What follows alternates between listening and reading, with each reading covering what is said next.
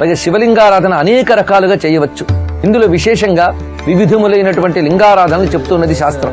అందులో శిలాలింగం మొదలుకొని రత్నలింగములు ఇత్యాదులు కూడా శాస్త్రం అంతా కనబడుతున్నాయి. వజ్రంతో చేసిన లింగాన్ని ఆరాధిస్తే ఆయుర్వృద్ధి జరుగుతుందని, ముక్తామయ లింగముతో అంటే ముత్యంతో చేసిన లింగాన్ని ఆరాధన చేస్తే రోగనాశనము, వైడూర్యంతో శివలింగారాధన చేస్తే శత్రునాశనము, పద్మరాగమును శివలింగంగా భావించి ఆరాధన చేస్తే లక్ష్మీ ప్రాప్తి, పుష్యరాగంతో చేస్తే సుఖము, ఇంద్రనీలంతో యశము, మరకతలింగాన్ని ఆరాధన చేస్తే పుష్టి, స్ఫటికలింగాన్ని ఆరాధన చేస్తే సర్వాభీష్ట సిద్ధి అని చెప్తున్నారు. ఇలా రజతలింగారాధన రాజ్యాన్ని కలిగిస్తుంది, పితృదేవతలకి సద్గతిని కలిగిస్తున్నది. ఒక సువర్ణలింగంతో ఆరాధన చేస్తే ఉత్తమ లోకములు, ఉత్తమ స్థితి కలుగుతున్నది.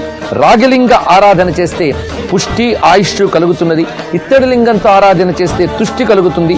కంచులింగంతో ఆరాధన చేస్తే కీర్తి కలుగుతున్నది. ఇలా వివిధములైనటువంటి ప్రయోజనాలు చెప్తున్నారు.